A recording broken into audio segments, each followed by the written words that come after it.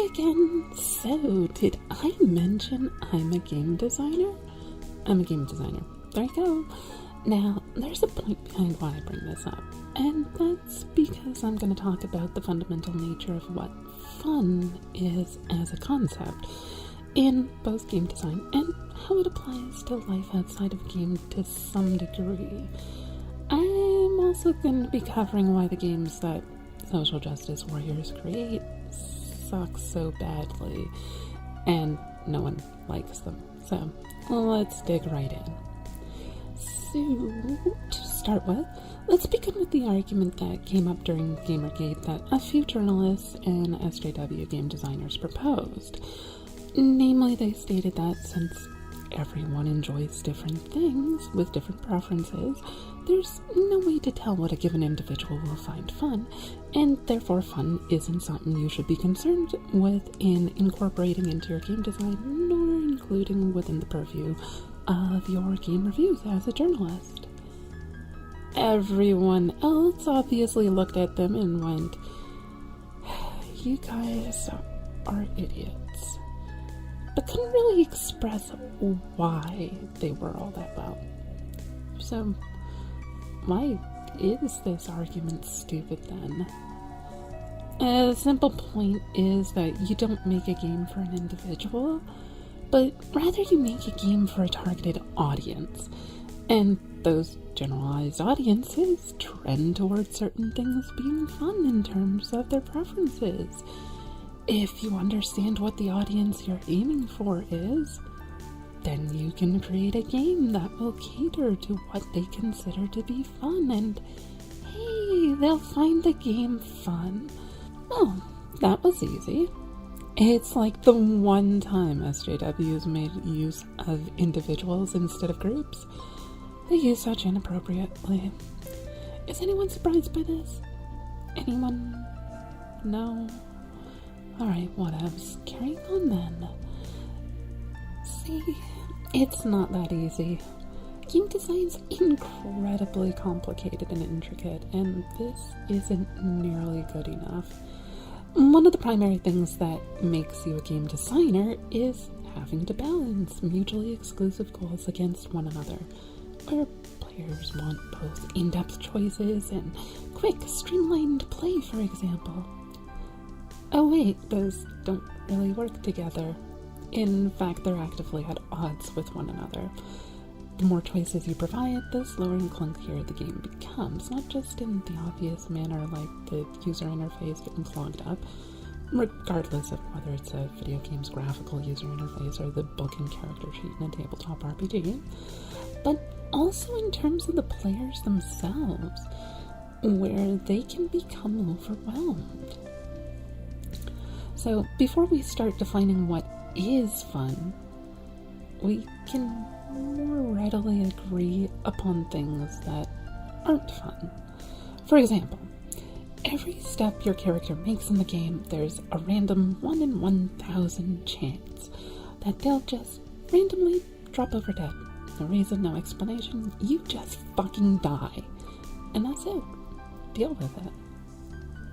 But it makes the game more challenging. You might cry. No, it doesn't. There's nothing difficult about it. You can't overcome the challenge because your input is irrelevant. Even if you do absolutely everything right every time, you may just get unlucky and flop dead. This isn't a fun mechanic. But because we know it's not fun, we can also see a glimmer of why it's not fun. And this indicates what fun actually is comprised of in a game. And beyond just a game, in reality. Which only makes sense, but we'll get to that in a moment. So, you may notice that issue about your input being irrelevant kinda kills a lot of the fun in the game. Just randomly winning with no control over it isn't as fun as winning because you did a good job. Randomly losing without control isn't fun, mostly anyway. But losing because you did something wrong, but knowing what you did wrong so you can get better and beat it next time is a good thing, and it can lead to fun.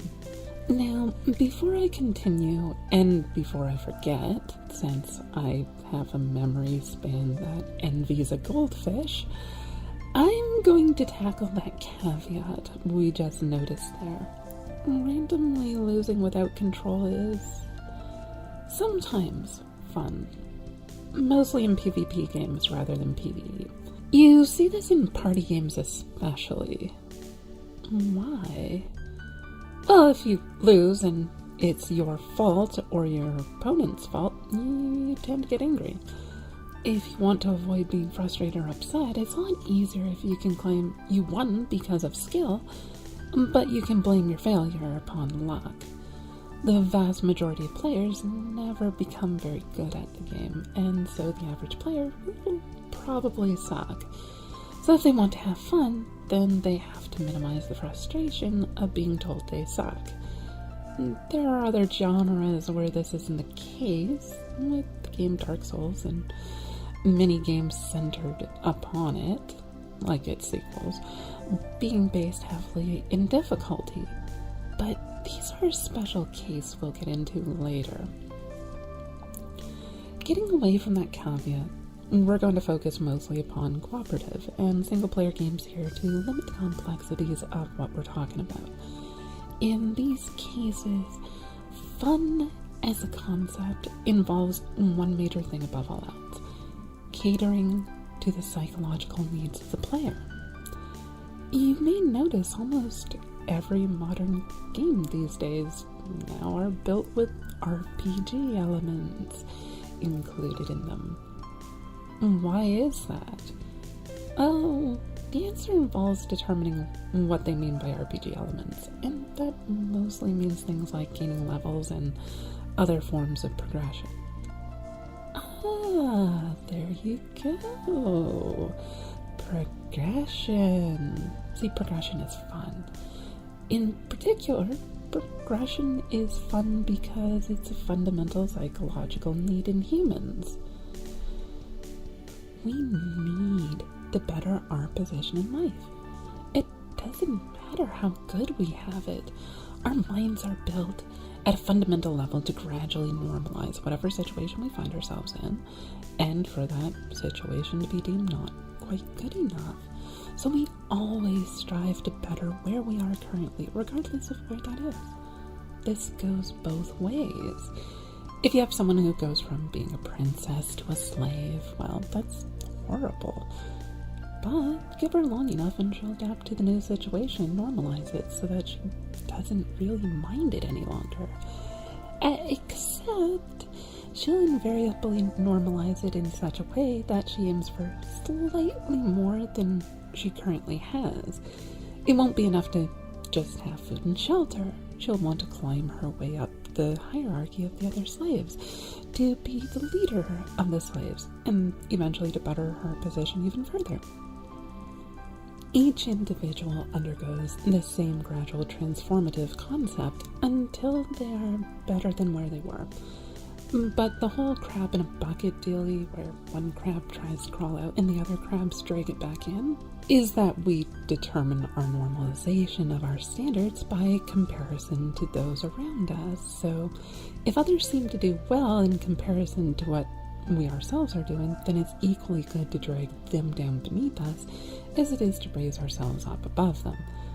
This is also expressly why you see a sharp increase in crimes in young males when there is a perceivable difference in wealth disparity between them and those around them. As long as they're equal to those nearby, they just don't care what someone else has. Except TV and the internet means that they can see what people from across the country, or even the world, have, so tiny problem there. Anyway, since this gets into the whole mess of psychological problems, this is why we're going to stick to the single-player game concept, so that we don't have to deal with it and can focus on the actual idea of fun itself without messing with a moving target for what progression is. Now, the paired ideas of progression and normalization are one of humanity's greatest strengths, and comes in the form of greed. Greed is wanting more than you have. Always more, never being sated, never satisfied, never enough. More creature comforts, more stability, more money, more spiritual enlightenment, more family bonds, more children. More. We're greedy little fuckers. But that's what makes it so amazing. It's why we are where we are today. We keep progressing, keep improving. No matter how good we have it, we normalize that value to not good enough and demand more and reach further still. But there's a problem there, you may notice. What happens if you're already at the limits of society? What if you already have it so good that you can't get more without waiting for society itself to progress further? Oof, that's a pretty big problem, isn't it? See, this is why you see a pampered SJW throwing a public tantrum because the barista didn't put a smiley face on the whipped cream to their coffee as they asked. As though it were the worst thing that has ever occurred to them. Turns out it's a perfectly rational and reasonable response. Because it's literally the worst thing that has ever occurred to them. Go figure. And so progression can be a problem. This is true in game design as well. If you give players a level cap, they'll tend to keep playing the game longer so that they can reach the limits of that progression. But if they ever reach that limit, they'll grow dissatisfied and stop playing. This is why so many games also make it progressively harder to reach those higher levels, where the effort expended for each new level becomes more difficult than the previous one. And we can get into stuff about, like, each individual person has their own limit of how much they're willing to put up with until they reach the next plateau. And that actually takes, like, a really big chunk out of reality as well, because people will just decide, I'm not willing to do that to get farther ahead. Like, you look at, like, women and CEOs. Most women don't want to be a CEO because the sacrifice is so high. The level of effort that goes into it is so much greater. And it's like, I mean, I could reach the next level, but fuck that shit. I don't want to be a CEO.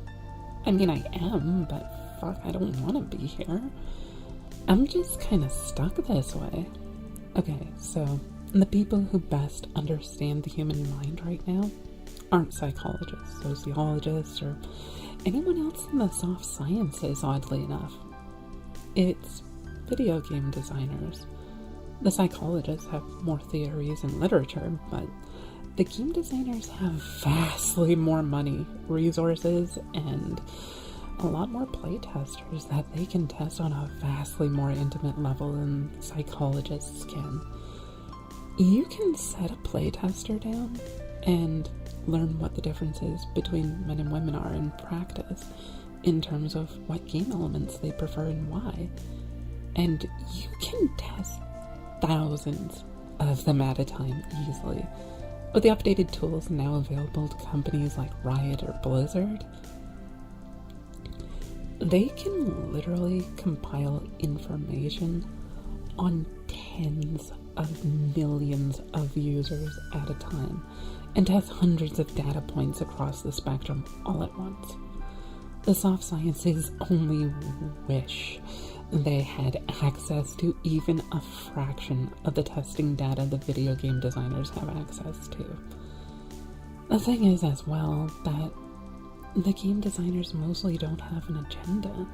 Oh sure, some other parts of their company might, like marketing and community managers, but the game designers just want to make the game that appeals the most to their players.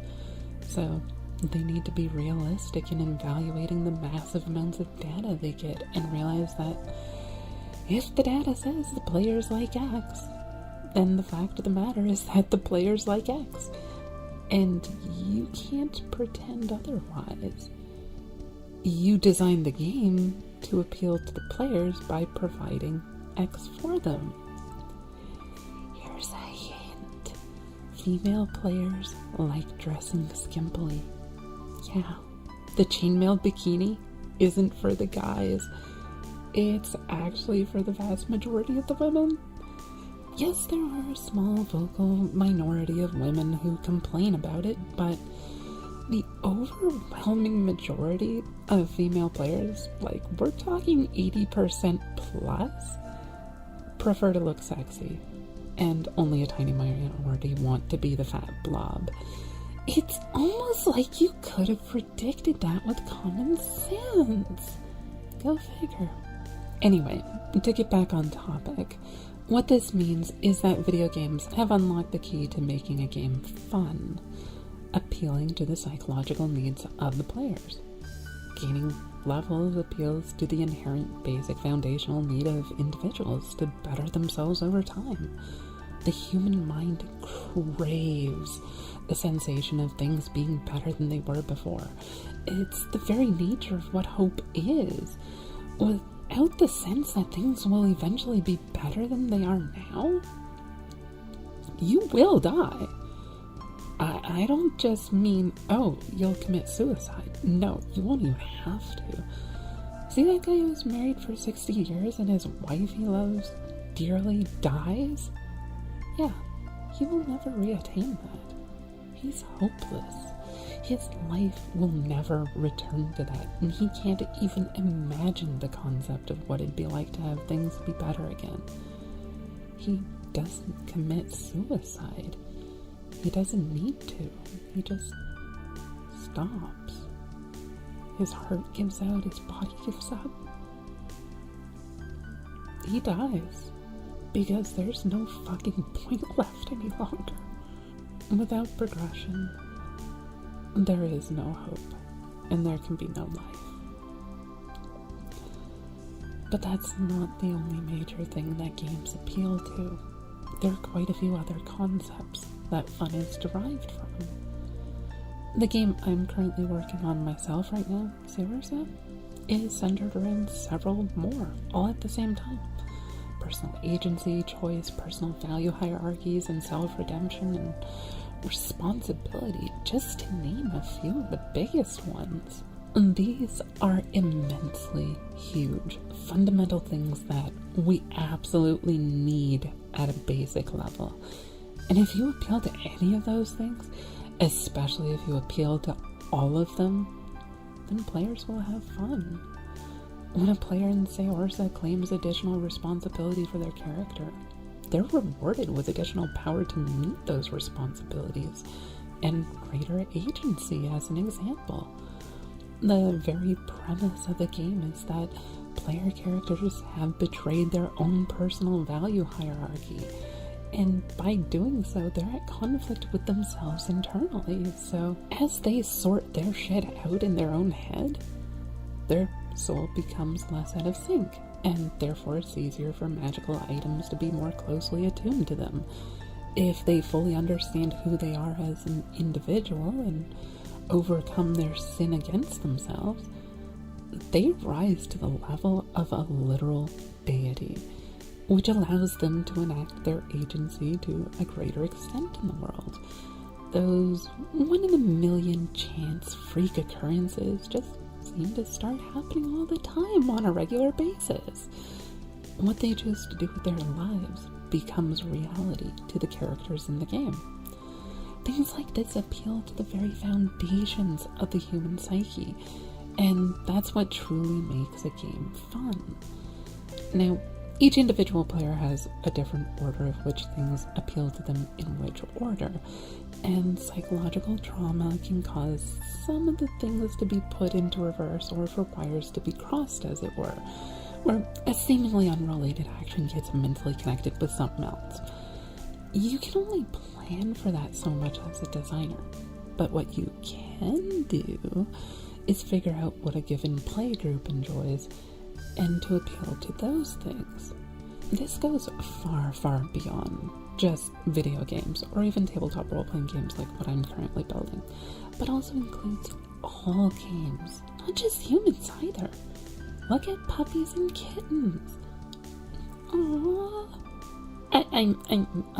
I mean, like, not right now, but I mean, like, look at how they play.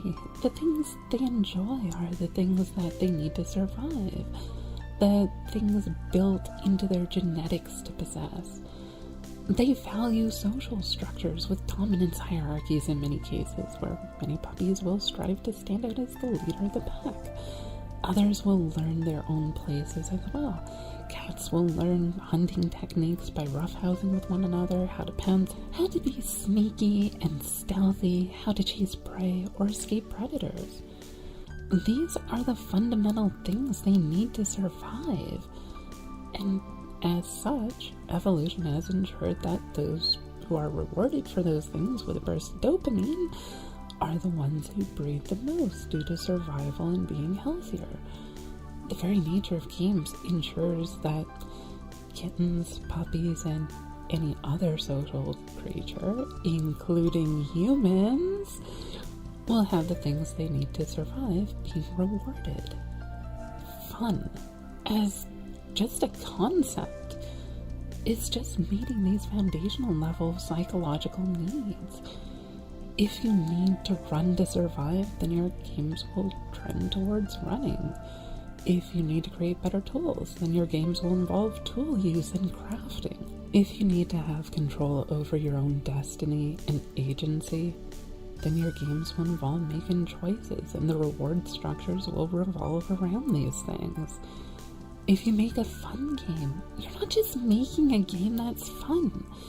You're inherently making a game that trains players to perform a task their brain is fundamentally programmed to consider important for survival. You are making them better people. The SJWs don't understand this concept.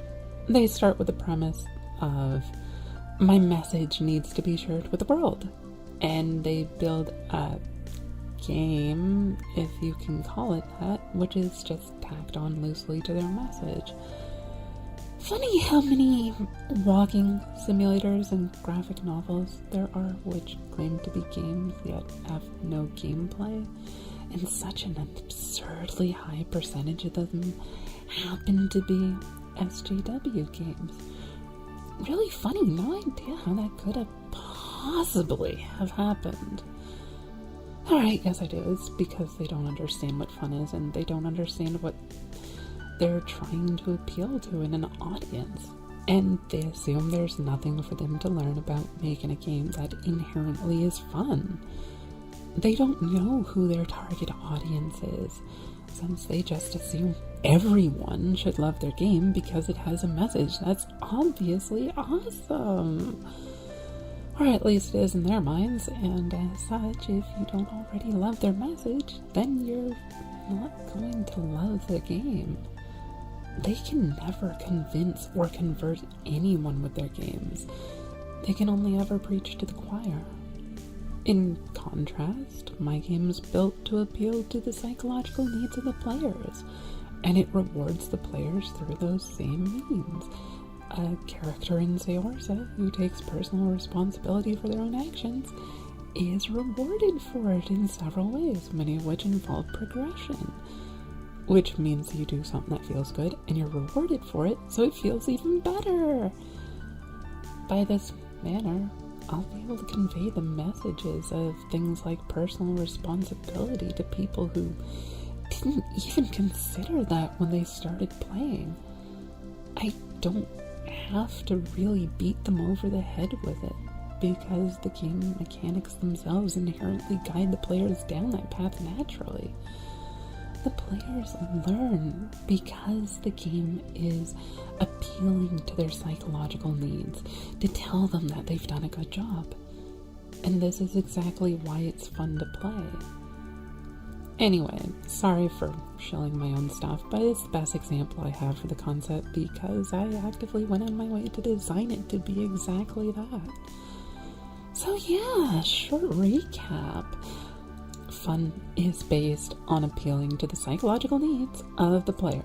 And while each player has a different hierarchy of what they prefer, you can generally group people together by the types of games they play and determine which ones stand out the most. If you're really insanely good of a designer, you can build a game in such a way that the players can choose which aspects they value most and can interact with those parts of the game more than other parts, meaning they can have the game appeal to the parts that are the most fun to them. It's almost like you can do this intentionally, instead of just throwing together some slop with a preachy message and demanding people love your slop of a game. Who knew? Not the SJWs, obviously.